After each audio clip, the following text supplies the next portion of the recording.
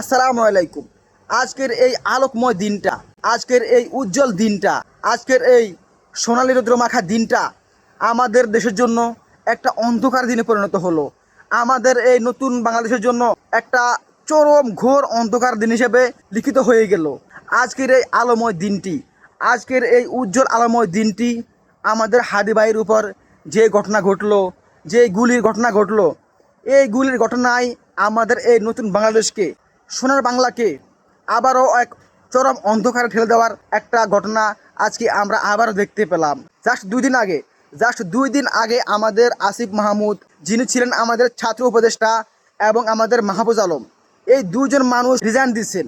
এই বর্তমান যেই ইন্টারিম গভর্নমেন্ট আছে এখান থেকে জাস্ট 2 দিন আগে তারা রিজাইন দিচ্ছেন।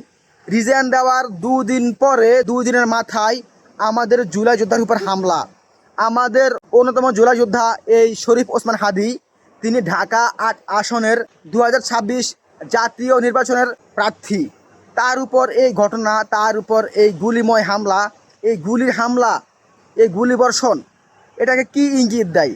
যে আমাদের নতুন যে প্রজন্ম এখন বর্তমান যারা জেগে উঠছে, যারা আমাদের দেশকে রিয়েলি অন করে, রিয়েলি ভালোবাসে, সেই প্রজন্মকে আমাদের সংসদ, আমাদের পার্লামেন্ট, আমাদের যে দেশের উচ্চতম জায়গা, সেই জায়গা থেকে সরিয়ে দেওয়ার জন্য, নতুন এই প্রজন্মকে রাজনীতি থেকে দূরে রাখার জন্য, ভয় ভীতি দেখানোর জন্য এখন আমাদের শরীফ ওসমান হাদি ভাইয়ের উপর এই গুলিময় হামলা হয়েছে। এই হামলায় আমাদের গোটা ইয়াং জেনারেশন, গোটা জেনজি আজকে কান্না করতেছে, আজকে দোয়া করতেছে সবাই তার জন্য। যে একজন ওসমান হাদি, আপনারা কয়জন ওসমান হাদিকে এভাবে গুলি করবেন? একজন ওসমান হাদি মারা গেলে এরকম লক্ষ লক্ষ ওসমান হাদি আবারও জন্ম নেবে এই দেশে। একজন হাসনাত আবদুল্লাহকে আপনারা মারলে এরকম আবারও লক্ষ লক্ষ হাসনাত আবদুল্লাহ এই দেশে, এই বাংলার মাটিতে তারা আবারও জন্ম নেবে, তারা আবারও প্রতিবাদ করবে।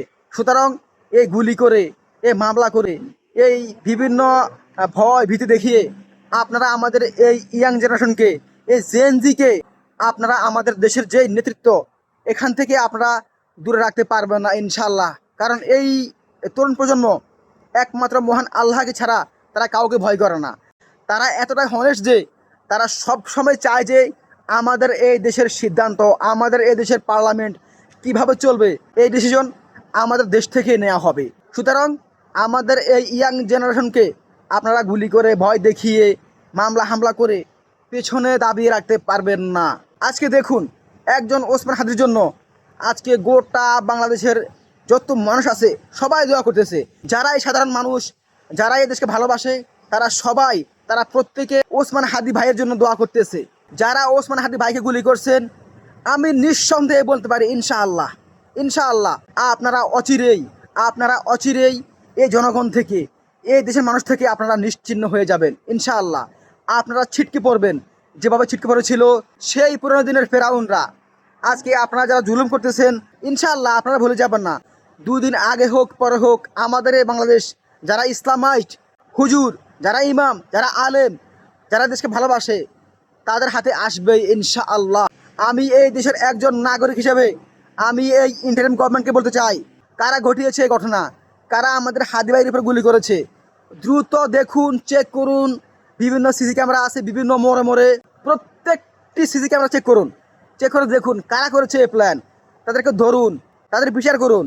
সেই বিচার কোনো জেলের ভিতরে হবে না, কোনো থানার ভিতরে হবে না, সেই বিচার হবে শাহবাগে, সেই বিচার হবে সোহরাওয়ার্দী উদ্যানে, সবার সামনে সেই ব্যক্তির বিচার করতে হবে। যদি আপনারা বিচার না করেন, যদি আপনারা এর বিরুদ্ধে কোনো ব্যবস্থা না নেন, তাহলে ইনশাআল্লাহ অচিরেই আমাদের দেশে চূড়ান্ত বিপ্লবের ডাক দেওয়া হবে ইনশাআল্লাহ, চূড়ান্ত বিপ্লবের ডাক দেওয়া হবে। এবং সেই বিচারে আমাদের ইসলামাইট, যারা আমরা মাজলুম, যারা আমরা জুলুমের শিকার হয়েছি, ইনশাআল্লাহ আমাদের বিজয় হবে ইনশাআল্লাহ। আমরা বলে দিলাম, আমরা একটা ফ্যাসিবাদকে নয়, আমরা এরকম শত শত ফ্যাসিবাদের মোকাবেলা করতে আমরা জন্ম হয়েছি ইনশাআল্লাহ। আমরা মুসলমান, আমরা শাহজালাল রাদিয়াল্লাহু তাআলা আনহুর উত্তরসূরি, আমরা অল্পতে দমে যাওয়া লোক না। আমরা জুলাই আন্দোলনে শত শত ইয়াং মানুষ জীবন দিয়েছি, ইনশাআল্লাহ লাগলে আরও দেব। তবুও আমরা এই দেশকে খুনি, সন্ত্রাসী, চাঁদাবাজ, জুয়ারি, নাস্তিকদের থেকে মুক্ত করে ছাড়বে ইনশাআল্লাহ।